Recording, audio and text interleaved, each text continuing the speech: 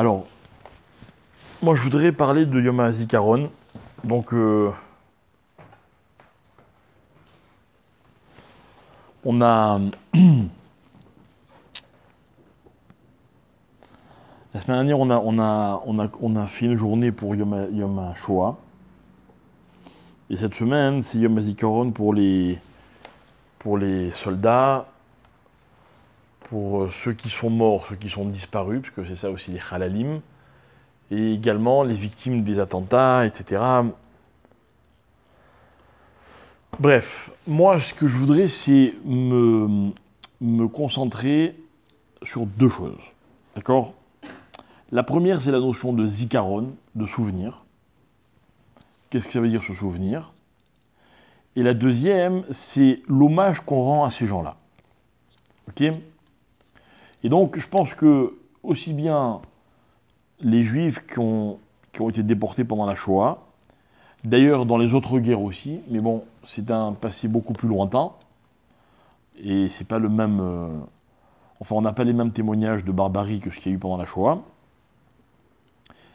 et peut-être pas le même nombre, sauf peut-être au moment de la destruction de Jérusalem, où là, les morts se comptaient aussi par millions, pardon. Voilà, c'est en tout cas ce qui ressort des Midrashim, des textes que l'on connaît. Mais, quel est l'hommage qu'on doit rendre à ces gens-là ? D'accord ? Donc vous comprenez, je ne parle pas maintenant seulement du Chayal qui va au front, qui se bat et qui meurt pour nous. Celui-là, il n'y a pas de question, c'est facile. Ok, c'est un héros parce qu'il était prêt à mourir. Je ne parle pas seulement des Juifs qui sont morts pendant la Shoah, où, encore une fois, il y a une dimension qui nous dépasse complètement. Je veux parler du point commun entre toutes ces victimes-là. Quel est ce point commun ? Alors, avant d'aborder ce deuxième thème, je voudrais revenir sur la notion de zikaron. Ok ? Est-ce que quelqu'un peut me dire où dans la Torah on parle de zikaron, de se souvenir ? Un passage qui est très connu dans la Torah. Hein ? Alors il y a Shabbat, ok, c'est vrai. Shabbat, Shamor Vezachor, c'est vrai, il y a une fois Shamor, une fois Zachor. Hein ? Voilà, mais en vérité, la vraie mitzvah, c'est Amalek. C'est-à-dire que Shabbat, la mitzvah, c'est pas de se rappeler c'est Shabbat. La mitzvah, c'est d'accomplir le Shabbat, ça passe par le souvenir. Ok ? Alors que pour Amalek, il y a Zachor et Asher Asa Lecha Amalek. Souviens-toi de ce que tu as fait Amalek. Ok ? Amalek, ce fameux ennemi, etc., qui était le premier ennemi d'Israël. Mais ce qui est intéressant, c'est quoi ? C'est qu'à propos de Amalek, il y a marqué « Souviens-toi de ce que tu as fait Amalek, efface son nom, et... » Il y a marqué « Efface son nom et n'oublie pas ». Et donc, a priori, il y a une contradiction, parce que d'un côté, il faut se souvenir, et de l'autre côté, il faut effacer son nom. Donc, il faut anéantir le souvenir. Alors, c'est paradoxal. Ok ? Donc, on va essayer d'expliquer quelle est cette notion... Non, je peux passer. Ouais. Quelle est cette notion de souvenir dans la mesure où on nous demande en même temps d'effacer le souvenir. Ok ? Alors d'abord, on va parler très simplement.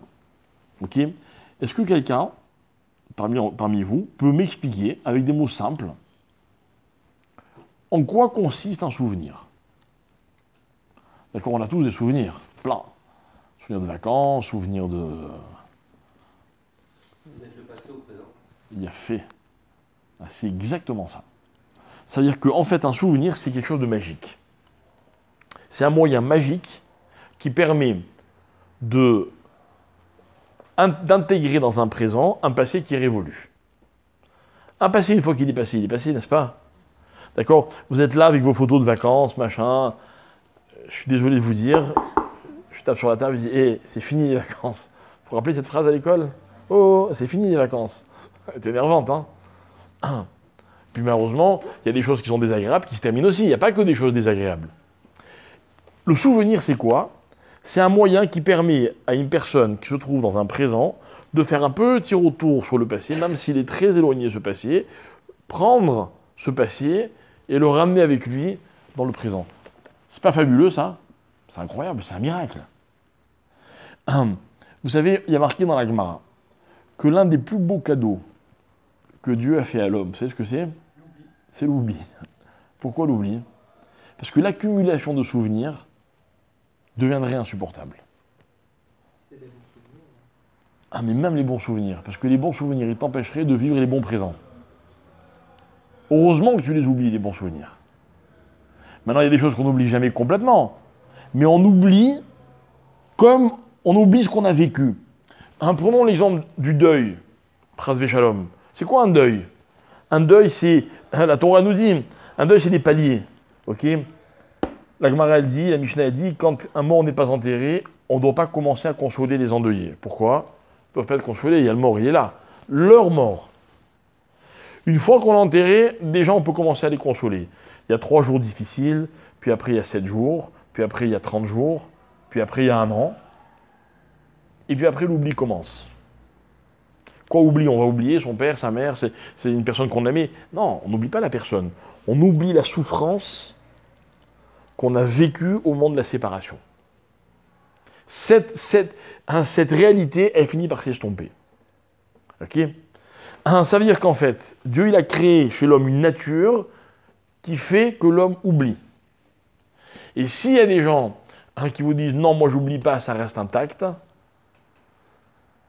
vous savez ce qu'il faut leur répondre? Il faut leur répondre que ce qui reste intact, ce n'est pas le passé. C'est le présent qui reste intact. C'est-à-dire qu'en fait, ils vivent au présent un deuil qui fait partie du passé. Or, dans la vie, il faut se séparer d'un passé. C'est impératif. Tu me dis des bons souvenirs. Imaginons, voilà une personne, je dis, excuse-moi, l'histoire, elle n'est pas très rigolote, mais malheureusement, elle existe et elle arrive. Une personne, elle a aimé, puis après, un jour, elle n'aime plus. D'accord? Donc, elle est seule et elle veut réaimer. Comment faire pour réaimer? Si elle ne part pas d'une page blanche, c'est impossible. Donc, il va falloir qu'elle oublie les bons souvenirs pour pouvoir réécrire un nouveau présent. D'accord? Donc, ça veut dire qu'en fait, le passé, le souvenir, pardon, il peut être un atout extraordinaire parce que c'est agréable. Et puis, des fois, on a envie de ne pas oublier des choses, mais il peut être aussi un piège terrible. D'accord? Donc, finalement, il y a là une équation à résoudre. De quoi il faut se rappeler et qu'est-ce qu'il faut oublier? Et la Torah, quand elle parle d'Amalek, elle est d'une clarté absolue. Elle dit Zachor et asher asa lecha Amalek. Souviens-toi de ce que Amalek t'a fait, mais efface son nom. C'est-à-dire que lui, il ne faut plus qu'il existe. Mais ce qu'il t'a fait, il ne faut pas l'oublier. C'est quoi ce qu'il t'a fait? Ce qu'il t'a fait, ce n'est pas ce qui s'est passé un jour. C'est ce que tu es devenu. Donc c'est ce que tu es aujourd'hui à cause de ce qu'il lui t'a fait. Et c'est vrai. Amalek, quelque part, il nous a formés. Vous savez qui était le peuple juif quand ils sont sortis d'Égypte? Qui on était? On était un peuple qui se croyait invincible. Maintenant, je vous ai déjà expliqué plusieurs fois, c'est quoi être invincible? Être invincible, c'est pas savoir se défendre. Le vrai invincible, c'est celui que personne n'attaque. C'est vrai, la force dans la vie, c'est ça. La force, elle ne sert pas à se défendre. La force, elle sert à dissuader, à ne pas être attaqué. Vous savez, il y a des propriétés où on met des caméras, des chiens, des gardes. Il peut toujours y avoir un moyen de surpasser toutes les protections, surmonter toutes les protections. Mais la protection, elle vient justement pour dissuader l'attaquant. Le vrai fort, celui qui se promène dans la rue et qui ne se retourne pas. Celui qui se retourne mais qui est prêt à se défendre, il est moins fort que celui qui ne se retourne pas. Lui, il sait que personne ne va l'attaquer. Voilà qui était Israël quand ils sont sortis d'Égypte. C'est pas bien. Amalek, quelque part, nous a un peu recadré. Il a dit, oh, tu ne peux pas te reposer sur tes lauriers. Tu as gagné contre Pharaon, contre l'Égypte. Ça ne veut pas dire que personne ne va plus jamais t'attaquer. Ça, c'était une parenthèse pour expliquer c'est quoi Zachor et asher asa lecha. Souviens-toi de ce qu'il t'a fait, de ce que tu es grâce à lui ou à cause de lui. Ça, c'est une chose qu'il ne faut jamais oublier. Alors moi, c'est ce que je voulais vous expliquer. Ce que je voulais vous expliquer, c'est que dans la vie, se rappeler de quelqu'un,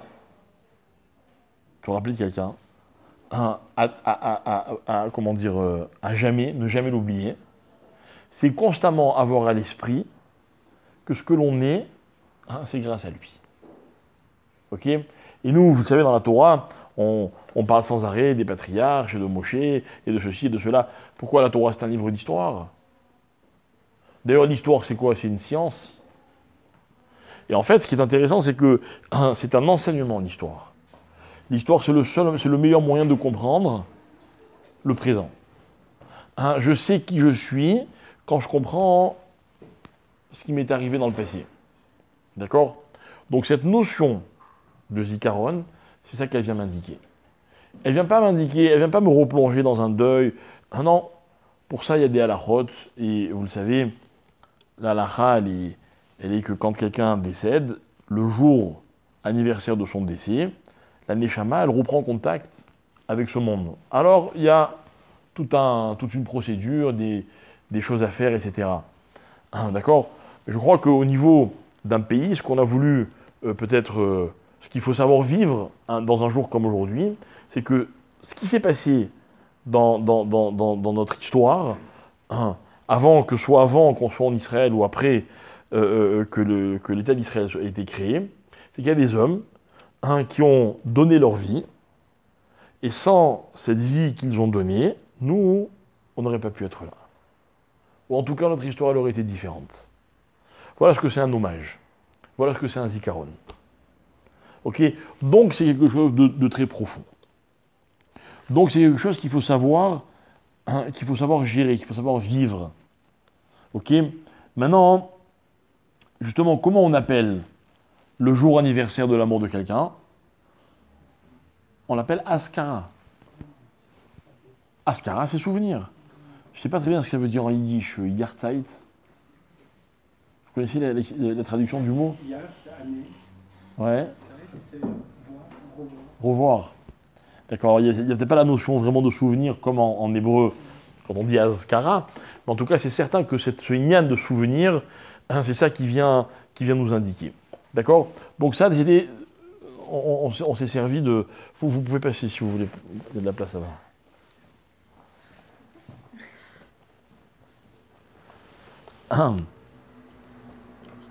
Donc il y avait déjà cette notion de zikaron que je voulais juste clarifier avec vous. Ok? Maintenant, il y a autre chose.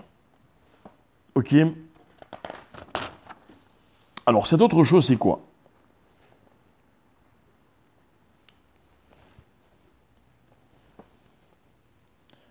Il y a dans la tradition, il y a une hiérarchie des mitzvot et une hiérarchie des averot. D'accord? Des fautes. Quelle est la faute la plus grave? Est-ce que vous savez quelle est la faute la plus grave? Hein? Avodazara, c'est très grave, il y a pire. Il y a pire. Non, je ne parle pas de celle qu'on fait tous les jours. Non, la faute la plus grave, si vous l'avez, quelqu'un l'a dit, c'est le chioul Hashem. D'accord? C'est-à-dire que la profanation du nom d'Hachem, c'est la faute la plus grave qui existe. D'accord? C'est-à-dire que quelqu'un qui fait une faute, pas grave, mais cette faute, elle entraîne un chioul Hashem. C'est quoi un chioul Hashem? On va dire, ah, t'as vu les juifs? Ah, t'as vu les religieux parce qu'il a une kippa sur la tête? Ah, en d'autres termes, c'est ça Dieu? C'est la faute la plus grave. Ok? Très bien. Quelle est la plus grande mitzvah qui existe dans la Torah? L'inverse. Celui qui, en faisant quelque chose, grandit le nom d'Hachem, ok? C'est la plus grande mitzvah qu'il peut faire. Moi, j'adore raconter l'histoire qui m'est arrivée un jour quand j'étais tout petit. Enfin, j'avais, je sais pas, peut-être une dizaine d'années. J'étais allé acheter dans un bar tabac, un place de Libre à Marseille, pour ceux qui connaissent, ok? Des cachous. Vous connaissez les cachous, la jaunie? Oui. Ouais. C'est-à-dire, moi, je une boîte de cachous. Je partais il y avait un voyage organisé avec l'école et tout. Bref, je partais acheter une boîte de cachous. La boîte de cachous, elle coûtait 2 francs, si je ne me trompe pas. D'accord? Non, 3 francs. C'est important. Ça remonte à l'époque, vous allez vous moquer de moi, à l'époque où ils avaient sorti la pièce de 2 francs. Je ne sais pas si quelqu'un se rappelle en quelle année c'était. Ah non, je n'étais pas né. Non, j'avais une dizaine d'années, on était à peu près en 2005-2010. Bref. Et alors je donne une pièce de 5 francs D'accord? La bonne dame, une bonne Marseillaise comme ça, elle me donne ma boîte de cachou et elle me rend, au lieu de me rendre 2 francs, elle me rend 2 pièces de 2 francs. Et, et moi, je vous assure, je revis le moment, vraiment, c'est un zikaron, quoi, comme si j'y étais. Je vois les 2 pièces, et pendant une seconde, j'étais content, quoi, vous voyez. Et puis, non, j'ai pas le droit, je peux pas. Alors, je lui dis, madame, vous vous êtes trompée. Alors, la bonne femme, elle était sidérée. Sidérée que je lui rende son argent. Ah, mais oh, enfin, la Marseillaise, quoi. Eh ben, bravo, mon petit, hein. Alors là, vraiment, bravo. Et elle savait pas quoi faire. Et pour me récompenser, elle plonge la main dans le bac. C'était des bacs, des malabars, mais les malabars, c'était pas caché. Elle plonge la main dans les malabars, et donc, pour me donner des malabars. Et je dis, non, non, merci, madame, je veux pas. Oh, et évidemment, j'étais avec ma kippa, machin et tout, et je suis sorti de ce bar tabac. D'accord, je repasse pas tous les jours, j'ai vu plus Marseille, mais chaque fois que je repense à cette histoire, j'étais fier. J'avais vraiment le sentiment, on m'a dit voilà, un petit juif, ok, il a pas volé. Finalement, la mitzvah, elle est pas très grande, n'est-ce pas? Elle est pas très grande, la mitzvah, c'est 2 francs. Les malabars, de toute façon, c'est pas cachère. Donc vous voyez, c'est pas que j'ai fait un sacrifice énorme. Non, mais ça s'est transformé en Kiddush Hashem. D'accord? Pareil pour une petite avéra. Petite avéra qui est mal prise, qui est interprété comme comment dire, qui est un affront pour Hachem, on va dire, ok, c'est un chilul Hachem. Il y a même des poskim qui sont très très durs, qui disent que chaque avéra que l'homme commet, c'est un chilul Hachem. Même si personne ne le voit, enfin bref, on va pas exagérer, d'accord? Alors pourquoi je vous parle de Kiddush Hachem? Parce qu'il est écrit dans les textes, et ça c'est universellement reconnu, qu'un juif qui meurt, qui est tué parce qu'il est juif, ça s'appelle mourir al Kiddush Hashem. Donc tout de suite, dans sa mort, il obtient le statut de tzaddik, puisqu'il meurt pour grandir le nom d'Hachem. D'accord? Alors sur cela, mes chers amis, j'ai 2 questions à vous poser. 2 questions qui sont d'une extrême profondeur.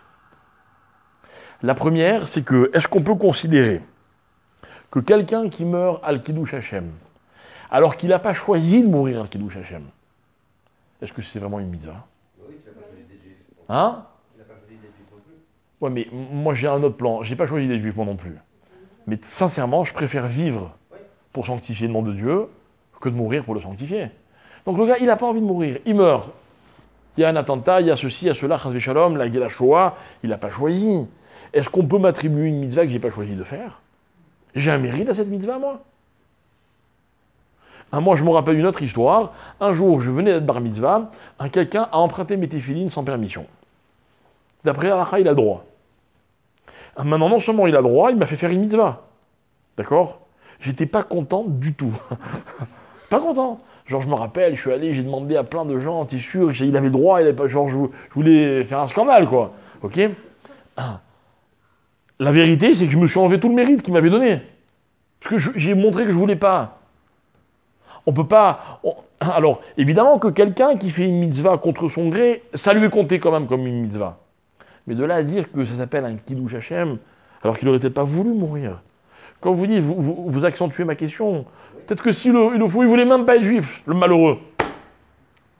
Il y a des juifs pendant la Shoah qui ont prétendu qu'ils n'étaient pas juifs. Dans ces cas-là, c'est les proches qui doivent appuyer la mitzvah. Mais non, mais ouais, mais justement, mais c'est sa mort qui devient une mitzvah.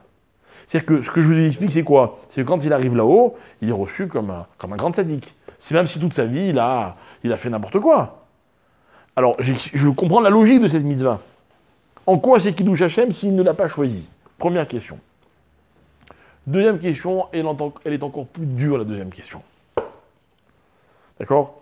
La deuxième question, c'est la suivante. C'est que si mourir en tant que juif est une mitzvah qui s'appelle Kiddush Hashem, comment est-ce que la mitzvah peut conduire à la mort?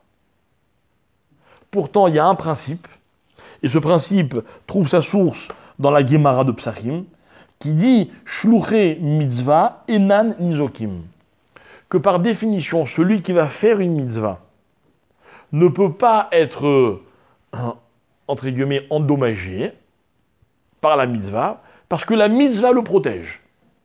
C'est une règle. D'accord? Normalement, je vais à la synagogue, en y allant, il ne peut rien m'arriver. Question, je suis allé, et pourtant, en y allant, il s'est passé un incident, j'ai crevé un pneu, galère, ça va me coûter... Bon, ok, c'est une petite question, c'est un petit dommage, c'est un petit problème.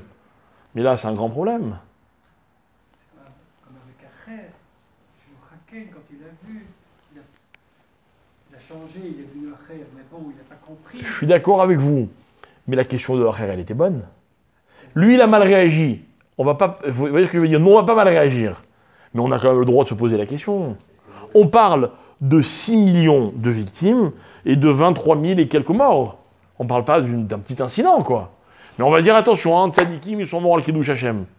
Mais une seconde, si vraiment c'était une mitzvah, ce qu'ils étaient en train d'aller faire, ils allaient sanctifier le nom d'Hachem, et bien peut-être que cette mitzvah-là, elle-même, elle aurait dû les protéger. Ou alors, il y a un problème. On ne connaît pas toujours les projets. Et je suis d'accord avec vous. Mais quand C'est le... vrai, c'est une question, mais je ne sais pas s'il y a une réponse. Ah, Est-ce que c'est en rapport avec justement l'histoire? Ça veut dire que c'est une mitzvah du fait qu'il soit mort pour que nous, plus tard, on puisse justement se rappeler de ça et faire en sorte qu'on se forge par rapport à leur mitzvah. Le prix est fort. Hein. voilà. Le prix est fort. Si tu cherches des volontaires, tu risques de ne pas en trouver. Bah, alors dans ces cas-là, c'est est-ce que la mort est terrible? C'est que Est-ce que la mort est si terrible que ça? il n'y a pas pire. Pour un vivant, il n'y a pas pire que la mort. Ouais, bon. Quant au fait de mourir pour Kiddush Hashem, il faut savoir, c'est comme une mitzvah. Est-ce qu'on appelle le Shema ou l'Olishma? C'est-à-dire, parfois, il y a deux niveaux aussi. Parfois, il y en a qui choisissent vraiment, et puis il y en a qui subissent. Même si le résultat, le mérite leur est quand même donné. D'accord, j'entends. Non, mais j'entends, attendez. Ce que vous posez comme question est une vraie question, mais ce qu'il dit est un vrai argument. On va développer. Qu'est-ce que vous voulez dire? Non, est-ce que le fait qu'ils aient fait Kiddush Hashem, c'est tellement un niveau élevé que ça a peut-être effacé leur pensée l'un et l'autre, ça a peut-être réparé ce qu'ils devaient faire sur Terre et du coup, il n'a plus aucune raison de vivre. Tu as sûrement raison. Je pense même que c'est peut-être la seule explication qu'on peut trouver. Si on veut une explication. D'accord? Maintenant, c'est pas mon sujet.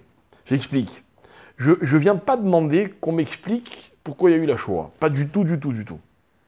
D'accord? Je viens pas demander pourquoi un Khayal de 19 ans, pourquoi il est mort, ce qu'il a fait. Non, c'est pas ça ma question. Ma question, c'est le mécanisme de la mitzvah. Dans quel cas il fonctionne au point qu'on puisse dire que la mitzvah protège, et dans quel cas non seulement il ne protège pas, mais la mitzvah c'est justement de mourir. Dans ce monde-là, mais dans un autre. Oui, mais quand les Ramim ils parlent que dans ce monde. Quand la Gemara elle dit Shluchem mitzvot enanizokim, elle parle que dans ce monde. Il est évident que dans l'autre monde, il n'y a que du bénéf au niveau de la mitzvah. Il n'y a même pas de question. Vous comprenez ce que je veux dire? Moi, je vais vous dire quelque chose. Quand je serai là-haut, à 120 ans avec vous, si Dieu veut, j'aurai plus de questions. Moi, la réponse, c'est maintenant qu'il me la faut. Dans ce monde. Surtout qu'on dit que la mitzvah amène à une autre mitzvah. Ah, mitzvah, goret, mitzvah. En plus, bon, mais ça, on peut répondre. Ça, on peut dire, comme je ne sais plus qui a dit, que ma mitzvah à moi, elle va faire, que la mort de quelqu'un, elle va entraîner que d'autres font des mitzvot grâce à lui. D'accord? Et le mérite lui sera compté. Attends, je reviens tout de suite. Quoi? C'est peut-être aussi Kiddush Hashem de mourir plutôt que de vivre. Parce que si la personne avait vécu, elle aurait fait Kiddush Hashem. Alors il vaut mieux qu'elle meure. Par exemple, au temps de la Shoah, quand ils forçaient les Juifs à, je sais pas, à détruire des séparés ou des choses comme ça aurait été un Kiddush Hashem. Alors, tu sais quoi? Admettons que ça puisse être bon pour le cas précis dont tu parles, où quelqu'un, on sait que en vivant, il aurait fait quelque chose de pire. Ça, ce principe, il existe dans la Torah. Hein? Non, mais on ne peut pas généraliser, et on ne peut surtout pas, nous, face à un cas, et Calvar Homer à 6 millions de cas, dire que, on a peut-être trouvé une bonne raison que non. C'est sûr que ça ne peut pas fonctionner. D'accord? Donc c'est pas du tout dans cette direction qu'il faut essayer de chercher la moindre prise. Excusez-moi, quand on dit qu'une mitzvah protège, mais ça, qu'est-ce qu'on entend par protéger? C'est pas forcément garder la vie ou. Et pourquoi pas? Bah oui, ça peut être autre C'est chose. ce que j'ai répondu tout à l'heure. Il n'y a pas pire que la mort. Oui, mais qu'est-ce qui protège? Ça protège contre le mal, contre quel mal? Vous en connaissez un plus grave, plus grand? C'est ça. Il y a de la place, hein. Il faut juste passer devant moi. Alors, qu'est-ce que je voulais dire? Il y a trois choses pour lesquelles Mara peut être tuée. Ouais. Mais d'un autre côté, je pense que cette mitzvah-là nous fait comprendre combien c'est important de vivre. Et que le Shachem, il est beaucoup plus grand. Alors, c'est très vrai, mais encore une fois, c'est pas mon propos. Je suis pas en train d'expliquer maintenant la valeur de la vie et entre guillemets le droit de mourir. D'accord? C'est pas là-dessus que je veux me focaliser. Dans quel cas, un homme, il peut dire, c'est pas grave. Pourquoi tu j'ai le micro déjà? Hein? Explique un peu. Je répète ma question. Ma question, c'est quoi mourir al-Kiddush Hashem? D'accord? Ça veut dire, est-ce que même quand on n'a pas choisi, on peut dire on meurt al-Kiddush Hashem? Et la deuxième question, c'est comment est-il possible que quelqu'un meure al-Kiddush Hashem alors que la mitzvah, elle est censée le protéger? D'accord? Ou alors, c'est pas une mitzvah de mourir dans ces conditions-là, donc il n'y a pas de Kiddush Hashem, mais alors là, je comprends encore moins. Donc en Chas v'Shalom, ils seraient morts pour rien, quoi. Donc il est évident que cette alternative n'existe pas. D'accord? Bien. Alors moi, je vais essayer de vous donner des références pour essayer de comprendre le sens des choses. D'abord, sachez une chose, c'est que la Gemara, lorsqu'elle parle de Shluchei Mitzvot et Nan Nizokim, du principe selon lequel la mitzvah protège celui qui va l'accomplir, elle dit sauf dans un cas, écoutez bien, des shriach et zeka, où les risques sont fréquents. Par exemple, très intéressant, la Gemara là-bas, et c'est ça le sujet, venez, c'est ça le sujet dont on parle. Je vous rappelle qu'on est dans le traité de Psachim. Dans le traité de Psachim, ok.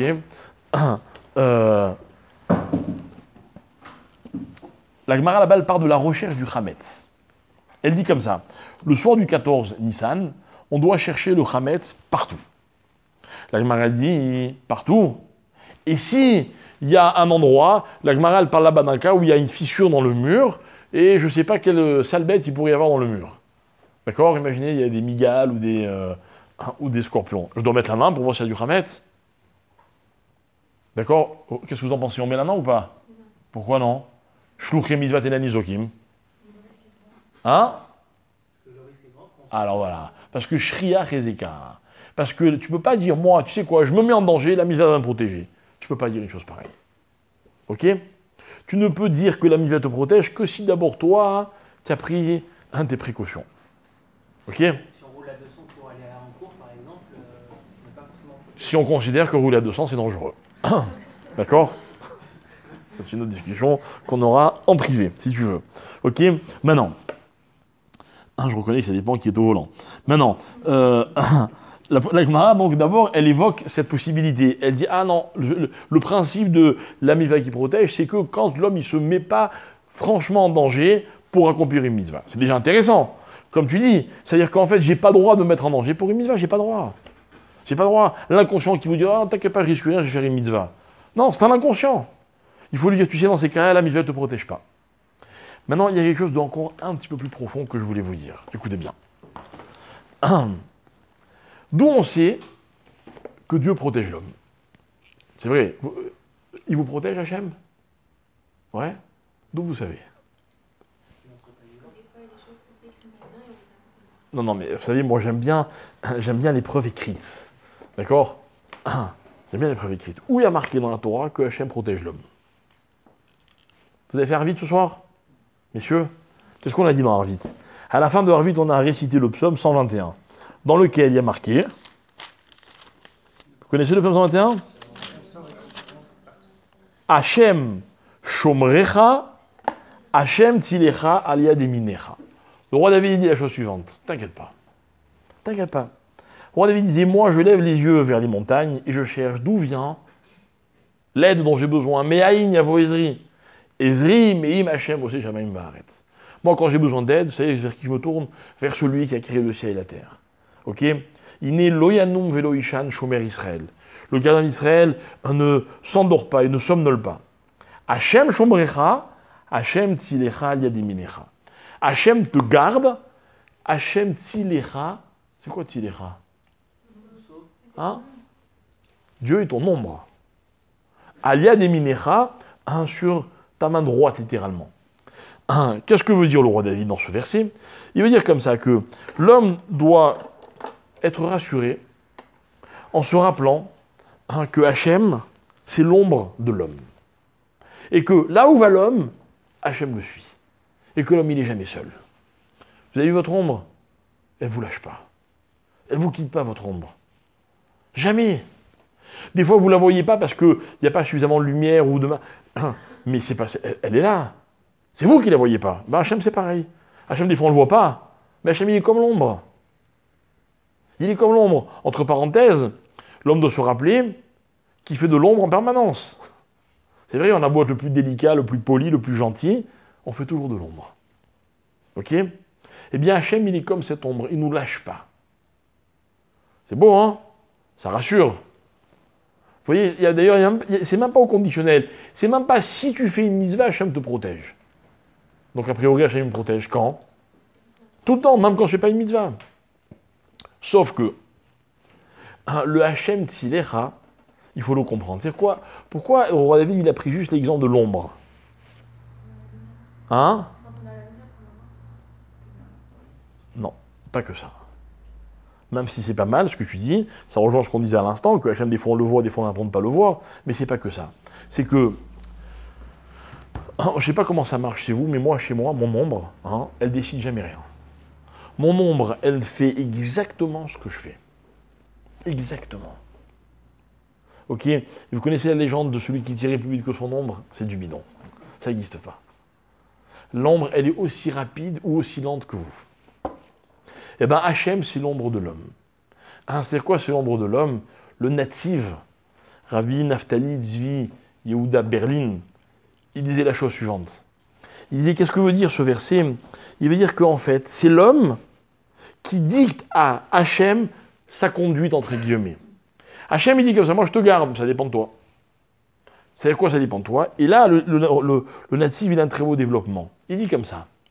Il dit, Hachem, il te protège à la mesure de la place que tu lui donnes, de ton propre comportement. Et le natif, il va expliquer ce texte de la Gemara qui dit que quand il y a danger, alors la mitzvah ne protège pas. C'est seulement quand il n'y a pas de danger apparent que la mitzvah peut protéger d'un éventuel danger. Ça veut dire quoi? C'est quoi un danger? Alors écoutez bien, parce que l'idée elle est vraiment très forte. L'idée, c'est ce que vous avez évoqué tout à l'heure, très brièvement. Vous avez dit qu'il y a deux façons de faire la mitzvah. Il y a la mitzvah lishma et la mitzvah shelo lishma. Il y a la mitzvah avec intérêt, shelo lishma, et il y a la mitzvah sans intérêt, lishma. D'accord? C'est quoi les mitzvahs lishma, shelo lishma? Vous savez, dans les synagogues, d'accord, et c'est un bon minag, il y a toujours quelqu'un qui aime donner des bonbons aux enfants. Moi, ça me gonfle, je ne pouvais pas savoir. Ça salit la synagogue, mes enfants ils rentrent avec les mains collantes, c'est pas bon pour leurs dents, ok? C'est vrai, c'est pénible pour les parents. Mais quoi? Mais la Gemara, elle dit comme ça, mitor shelo lishma balishma. Elle dit l'homme, c'est comme ça qu'il fonctionne. Intéresse-le, et un jour il fera sans intérêt. C'est humain. Un enfant, il faut qu'il aime venir à la synagogue. Trouvez le moyen que vous voulez. Trouvez le moyen que vous voulez. Vous mettez un baby-foot en haut si vous voulez, donnez-leur des bonbons, ce qu'ils veulent. Il faut qu'ils aiment. Il faut qu'ils aiment. Vous avez vu, on fait chanter Himloch aux enfants. Pourquoi? Il n'y a pas une nécessité à ce que les enfants qui chantent Himloch, mais les enfants, ils font un kiff. Ils font un kiff. Bon, mes enfants, la première question qu'ils me posent quand ils viennent le matin à la synagogue le samedi matin, la première question qu'ils me posent, on a déjà fait Himloch. C'est leur souci, quoi. Ils aiment. Parce qu'en plus, ils savent qu'avec Himloch, ils ont un bonbon supplémentaire. C'est pas grave. Un jour, ils viendront plus pour ça. Moi, je connais des adultes qui viennent et qui vous demandent il y a de la bourra qui douche. Ah, vous voyez? Très bien. Mais dans la vie, il y a deux dimensions. La première, c'est l'olishma, quand on est intéressé. C'est pas grave. C'est pas grave. Vous pouvez même trouver des gens qui kiffent de faire les mitzvahs pour faire les mitzvot. Mais même ça, c'est un plaisir. L'histoire raconte qu'un homme, un jour, a été mandaté par son rave pour lui acheter... Comment c'était l'histoire? Non. Oui, il y avait un homme qui avait un étrog magnifique. Comment c'est l'histoire déjà? Et le rave... Ah oui, alors le rave, il a vu son étrog, il a dit, ton étrog, il est splendide. Et l'élève, il a dit au rave, je vous l'offre. Et le rave, il a dit, non, tu ne peux pas me l'offrir, j'ai un étrog, il faut l'acheter. Il dit, ok, alors je vous le vends. Je vous le vends contre la récompense que vous toucherez dans le Olam Haba sur cette mitzvah. Et le rave, il était fou de joie. Il a dit, je peux enfin faire une mitzvah pour laquelle je ne toucherai aucune récompense, même pas dans le monde futur. C'est impossible. Vous savez que toutes les mitzvot que vous faites, vous toucherez un jour une récompense. Donc il y a toujours un intérêt. Après, évidemment, les intérêts, ils sont plus ou moins vénaux. D'accord? Mais l'intérêt, c'est humain. Maintenant, écoutez bien.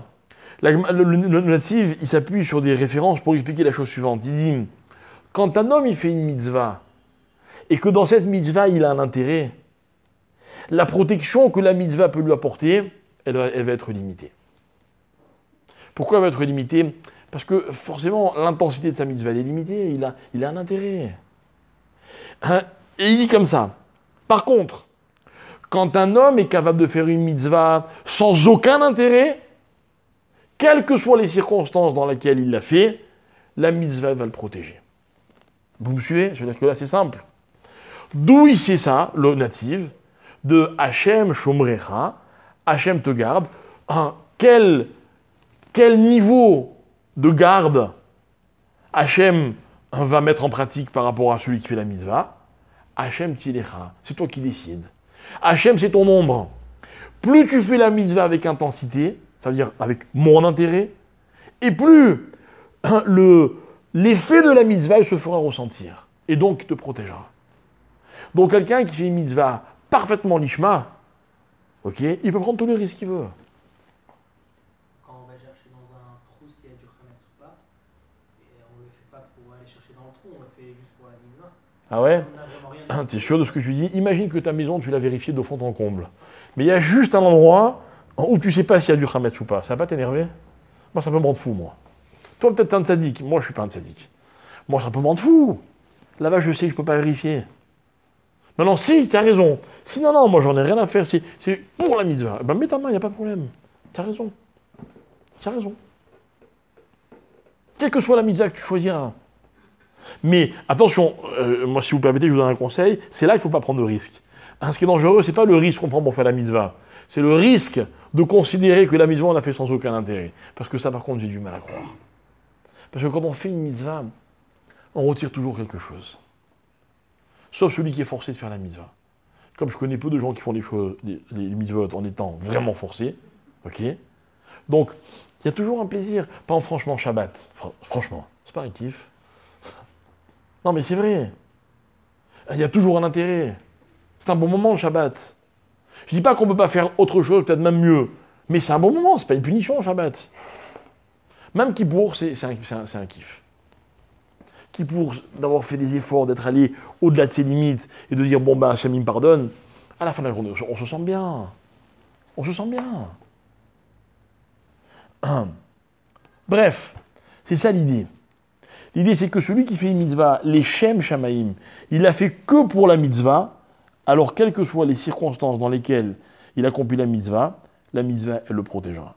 Mais du coup, ça n'existe pas. Parce qu'on en reçoit toujours un plaisir de mitzvah. Théoriquement, c'est un concept qui existe. Ah bah, ça suffit.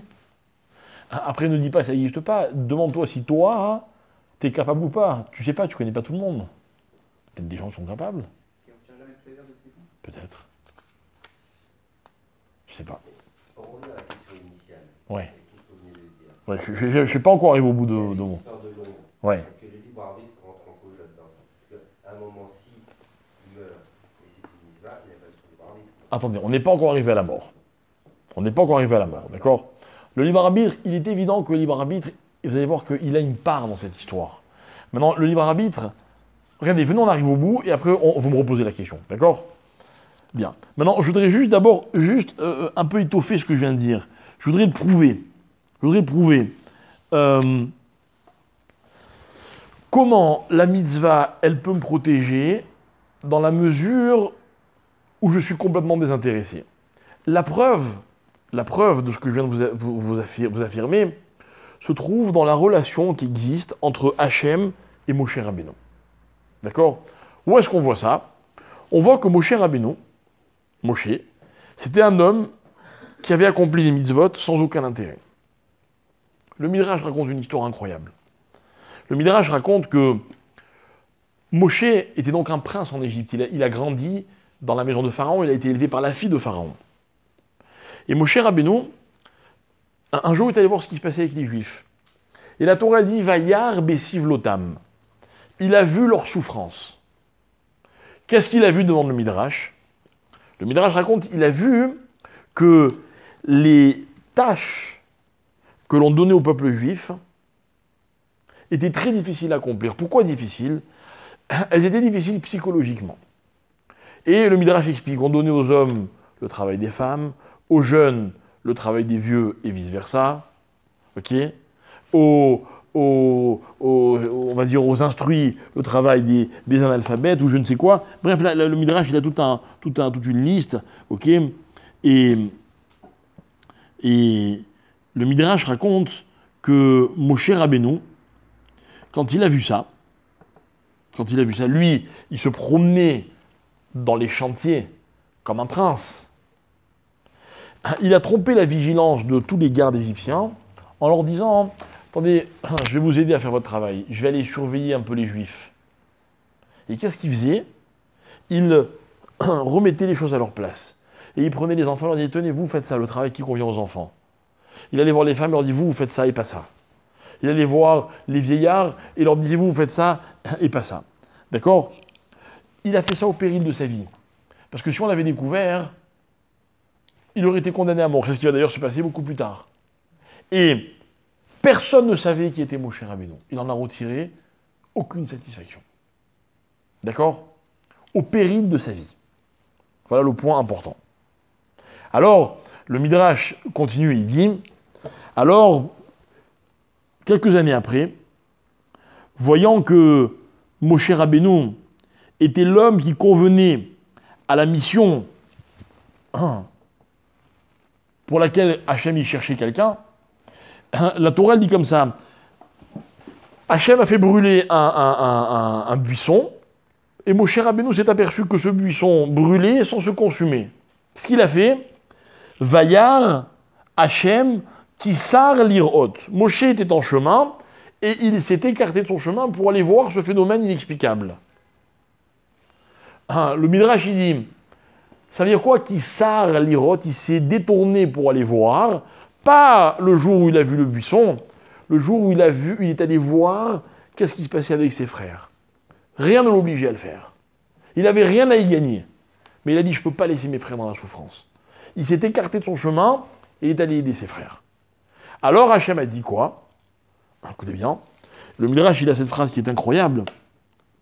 Le Midrash, il dit, Akadosh Baruch Hu, il a abandonné, laissé tomber les Élionim et les Tartonim, et il s'est adressé à Moshe Rabbeinu. C'est-à-dire que normalement, c'est les anges qui auraient dû faire sortir Israël d'Égypte, et du coup, Moshe, il a donné cette mission non pas à un ange, mais à Moshe Rabbeinu. Ça veut dire quoi? Écoutez bien. C'est-à-dire que Moshe, il est allé contre les lois de la nature humaine. C'est que l'homme, normalement, quand il agit, il y a toujours un intérêt. Toujours un intérêt. Franchement. On a toujours un intérêt. Vous savez, moi, quand j'ai commencé à faire des cours à Jérusalem, je t'avais déjà raconté.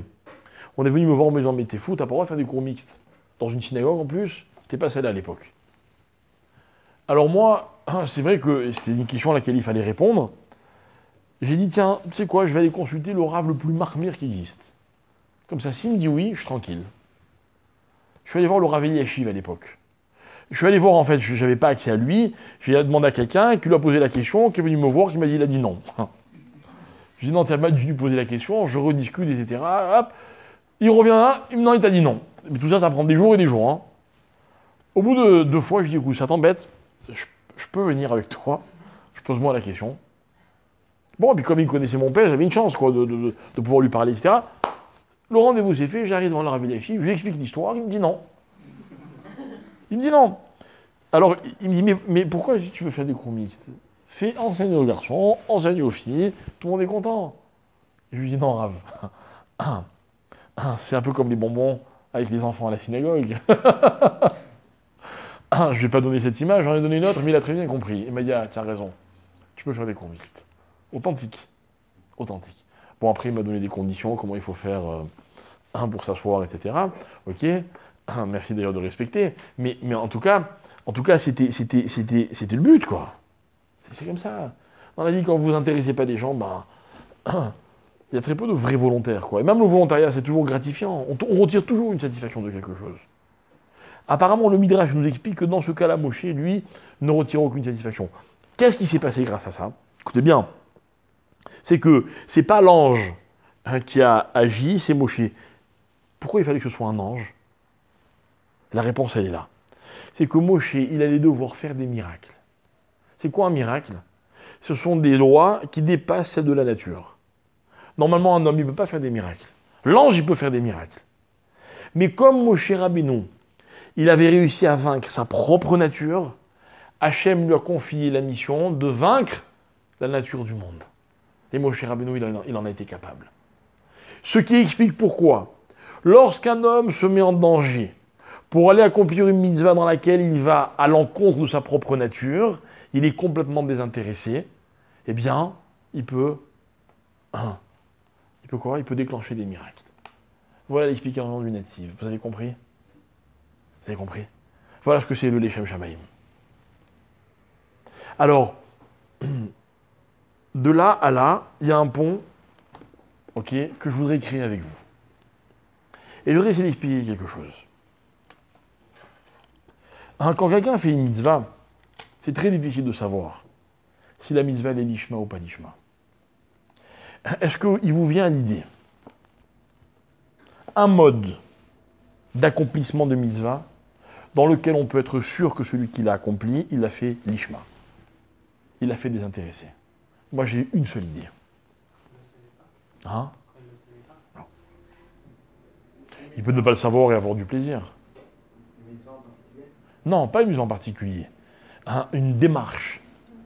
Hein? Mais non. Mais non, je vous rappelle. Voilà. Non, pour la cause. Quelqu'un qui fait une mitzvah et qui meurt pour la mitzvah, au moment où il donne sa vie, il n'a pas choisi de le faire, mais il est allé jusqu'au bout. Il savait qu'il y avait un danger. D'accord? Au moment où il donne sa vie, on a la preuve que ce qu'il a fait, il a fait lishma. Et je vais vous dire quelque chose. Quel plaisir? Plaisir à mourir? T'as déjà essayé? N'essaye pas. Mais non, c'est pourquoi n'essaye pas? Parce que tu seras très déçu. Parce que tu tirer du plaisir du fait que justement il a fait une grande mitzvah de Kiddush Hashem ou de ce que vous voulez. Mais tout ça c'est valable quand tu vis.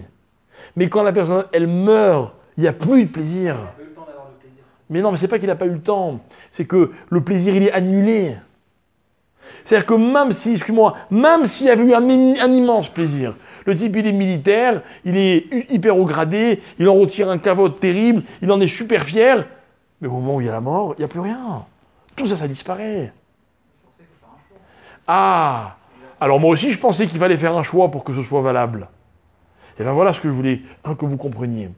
C'est que le fait de mourir pour quelque chose, c'est plus fort que de l'avoir choisi.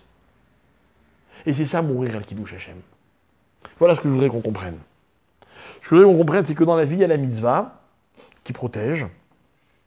Mais la mitzvah, elle protège dans tous les cas quand on est complètement les Shem Shamaïm.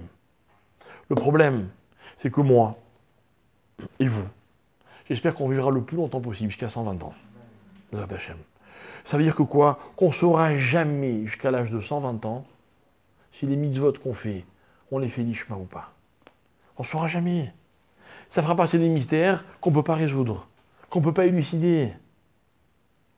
À moins que dans la vie, un jour, mais attention, ça peut nous arriver peut-être une fois et encore, on ait vraiment fait quelque chose qui aille à l'encontre de nos convictions, à l'encontre de n'importe quelle satisfaction, à l'encontre de notre fierté. Oui, c'est vrai, Abraham Avinu, le jour où il a pris son fils pour aller le sacrifier, ah oui, là j'accepte que c'était complètement les Shem Shamaim. Ça oui. Mais les cas, ils sont rares pour ne pas dire presque impossibles. Mais la dimension de la mort pour le Kiddush Hashem, c'est celle-là, mes chers amis. C'est qu'il y a un moment dans la vie, quand elle s'arrête, où il n'y a plus de question, est-ce que c'est les Shem Shamaim ou pas? Que le Lishma, il est dépassé, pourquoi? Alors maintenant, je vais expliquer ce que c'est le Kiddush Hashem. C'est quoi le plus grand Kiddush Hashem qu'un homme il peut faire? Vous savez, vous et moi, dans la vie, on peut faire des choses. On peut être mévater sur 2 francs pour grandir le nom de Dieu. C'est vrai, on l'a grandi à 2 balles. C'est pas mal, c'est mieux que rien. Mais c'est 2 francs, quoi. Vous voyez, on peut, je sais pas, moi, je vais me donner un bras pour Hachem. Il y a marqué dans la Torah, de tout ton cœur, de toute ton âme, de tous tes moyens, c'est-à-dire qu'il faut être prêt à tout lui donner. Mais quand est-ce que dans la vie, on a l'occasion de tout donner à Hachem? Peut-être jamais, et peut-être même que c'est tant mieux comme ça. Mais quand un homme, une femme, meurt par Kiddush Hashem, juste parce qu'ils sont juifs, c'est vrai qu'ils ne l'ont pas choisi, mais ce n'est pas une question. Parce que cette mort, elle devient une définition. Vous comprenez? C'est plus une preuve. Parce que vous et moi, en tant que vivants, on a besoin de preuves. La mort n'est pas une preuve, elle est une définition. La mort, quand elle survient, elle confirme tout ce qui a un jour était un doute. Elle n'est pas une preuve. Elle est l'étape ultime de la vie qui définit et qui confirme les choses. Ça n'a strictement rien à voir.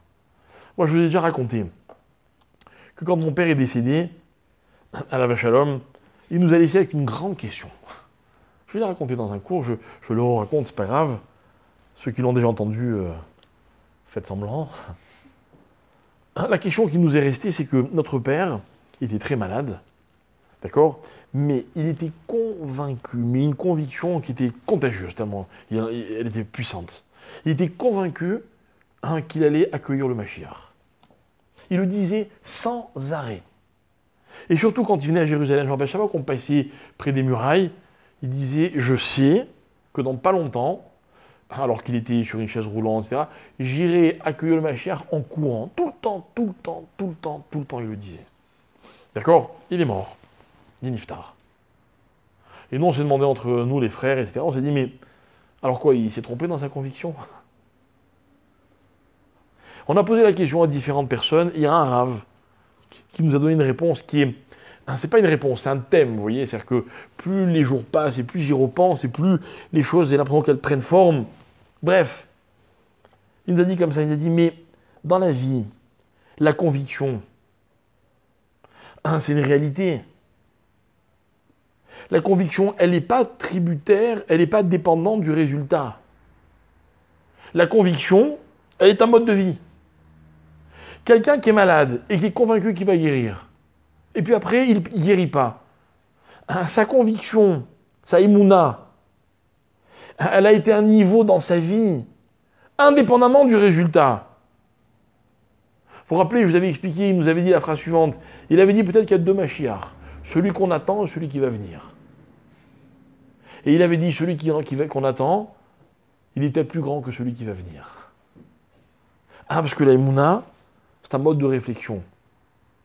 Et moi j'ajoute, et je dis, ben justement, mourir dans la émouna, mourir dans la conviction, c'est une définition. C'est pas une réponse. C'est pas une explication. C'est pas genre, il est mort, j'ai compris. Non, au contraire, il est mort, j'ai rien compris. Sauf que je me trouve devant une définition que je dois accepter. Qui devient une réalité. La réalité de cette personne tout au long de sa vie jusqu'à sa mort incluse. Et bien c'est ça Kiddush Hashem. Kiddush Hashem, c'est quand quelqu'un, il est dans une dans une harmonie, dans une logique, laquelle peut être juste celle d'être juif. Juste celle d'être juif. C'est un raya, il n'a pas choisi d'aller là-bas, on l'a forcé, il a suivi les ordres, et puis ça c'est mal fini. Il n'a pas choisi. Mais sa mort, elle est une définition de quelque chose. Et cette définition, elle est définitive, vous voyez. Tous les juifs qui sont morts en 39-45, ceux qui voulaient être juifs et ceux qui ne voulaient pas être juifs, ceux qui sont rentrés dans les chambres à gaz, comme on nous raconte, en chantant Anima, Amin, Bemouna, Shelema, ou ceux qui sont rentrés en disant « Mais moi, de toute façon, je n'y crois pas à ce Dieu ». Ils sont tous morts pour la même raison, parce qu'ils étaient juifs. Leur mort, elle est devenue une définition. Quelle définition? La définition de ce que c'est qu'être juif, sans aucun intérêt. La preuve, c'est qu'ils en sont morts. On ne peut pas... Attention, attendez. On ne peut pas... J'ai perdu mon fil. On ne peut pas mourir juif parce qu'on est juif sans que ce soit une démarche complète. Un engagement total, même si ce n'est pas un engagement qu'on a choisi. Voilà ce que c'est qu'une définition. Vous disiez? C'est quand même compliqué parce que, bon, mon père, par exemple, il a été trahi par un juif, et donc ce juif est peut-être mort plus tard en tant que juif, quelques années plus tard, mais est-ce que ça peut appeler ça un Kiddush Hashem? Un ultime. Vous savez, je vais vous dire quelque chose. Parmi toutes les expériences intenses que j'ai vécues dans ma vie, une des plus intenses, c'est quand un jour, je suis allé donner un cours dans une prison. Mais dans une comment on appelle ça, une unité un peu particulière, dans laquelle il y avait des criminels. Des criminels, d'accord? Il y avait une centaine de personnes qui étaient au cours, c'était dans la région de Beersheva, d'accord? Et il y a des gens avec qui j'ai eu l'occasion d'échanger quelques mots, d'autres non, d'accord? Il y a une chose que j'ai compris ce jour-là. Ne me demandez pas de vous l'expliquer, même si ça fait déjà des années, d'accord? Je pense que ça me dépasse complètement, et peut-être que c'est tant mieux. J'ai vu ce que c'était de mes yeux, j'ai vu de mes yeux ce que c'est que le regret. À un point qu'on ne peut même pas imaginer. D'accord? Il y avait quelqu'un là-bas, on m'a raconté, j'aurais peut-être pas dû le savoir, on m'a raconté qu'il a commis un meurtre dans des circonstances mais vraiment atroces, d'une cruauté inimaginable. Ça fait 20 ans ou 30 ans, ça fait longtemps. Et le type aujourd'hui, il a une barbe comme ça, et il étudie la Torah, alors qu'il n'était pas du tout branché Torah. Un jour, j'étais dans une autre histoire, on m'a demandé de venir témoigner dans un procès, pour quelqu'un qui avait aussi commis des choses très graves, pas des crimes, mais très graves.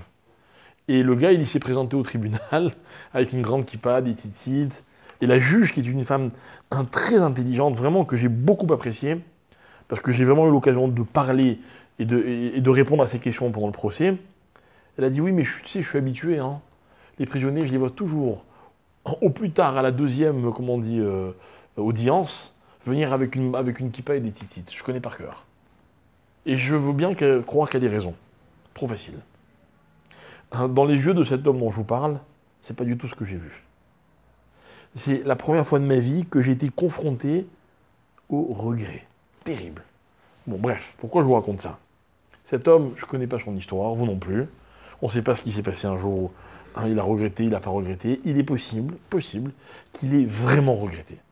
Ok? Ça, malheureusement, ne peut pas effacer ce qu'il a commis, et encore moins l'excuser.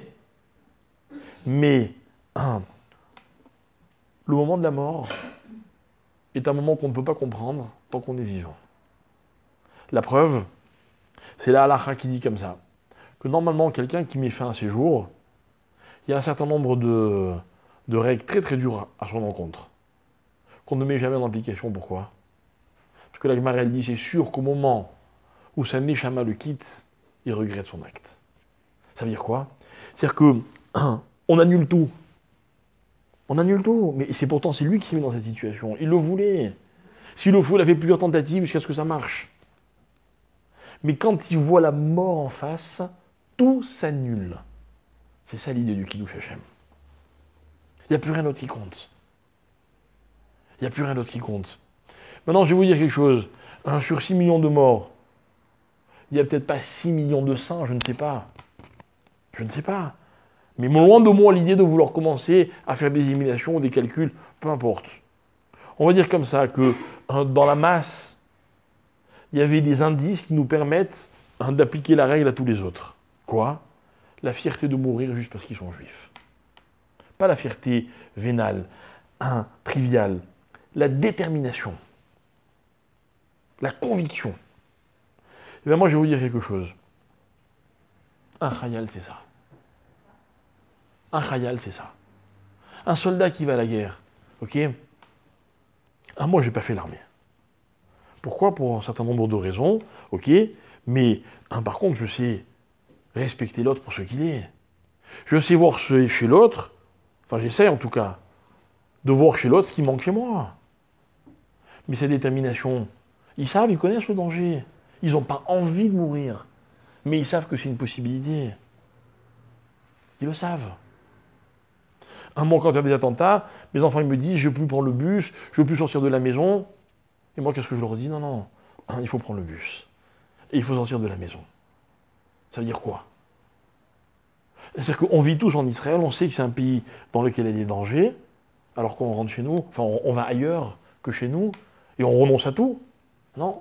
Non, il est évident qu'aucune victime du terrorisme n'a choisi de mourir d'un acte terroriste. J'ai aucun safek là-dessus. Mais je n'ai aucun safek qu'au moment où ça s'est passé, il y avait une véritable conviction. C'est cette conviction qui prend tout son sens au moment de la mort. Elle devient l'ishma, même quand elle n'est pas choisie. Il y a quand même une différence énorme entre ce qui s'est passé à la Shoah. Je ne compare pas du tout. Non, parce que les mourir qui touchent Hachem à la Shoah, c'était plus des êtres humains. Écoutez, ne rentrons pas là-dedans parce qu'on ne s'en sortira pas. Mais regardez, on est dans un Yom HaZikaron. Moi, c'est le Zikaron qui m'intéresse. Moi, en tant qu'être humain qui vit aujourd'hui, de quoi je dois me rappeler? Rappeler de quoi? Ces gens, je ne les connais pas. Vous pouvez me dire leur nom, ça ne va rien changer. Je dois me rappeler que ce que je suis, je leur dois. Pourquoi? Parce que leur mort, elle a un sens. Et c'est ce sens que j'essaie de vous expliquer. Je n'ai pas la prétention d'avoir ni expliqué, ni répondu à quoi que ce soit. Mais je vous ai donné une définition, une réflexion, une matière à réflexion. En m'appuyant sur des textes qui m'expliquent qu'est-ce que c'est qu'une mitzvah lishma.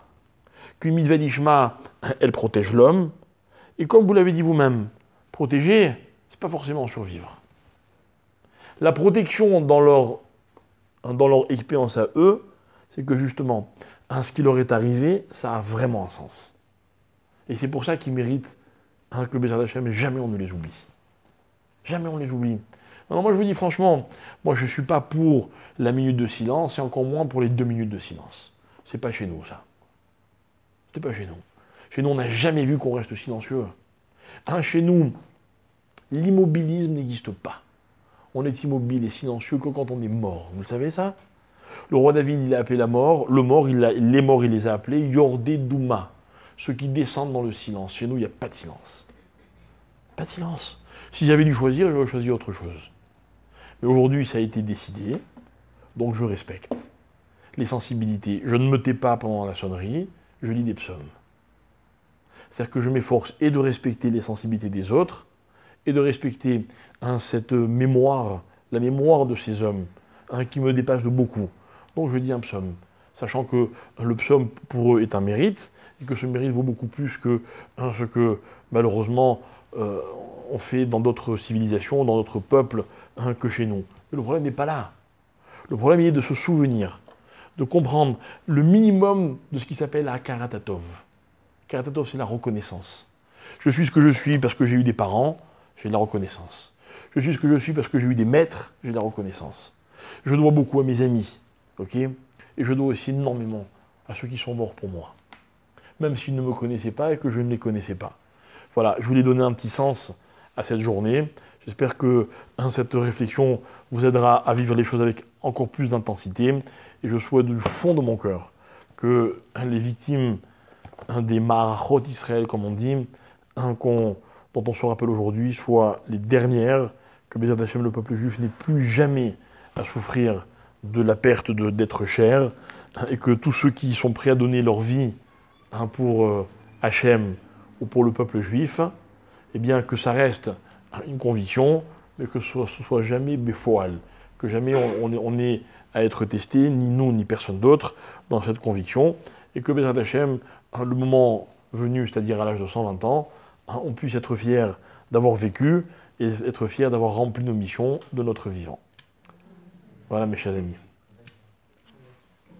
Bonne fin de semaine.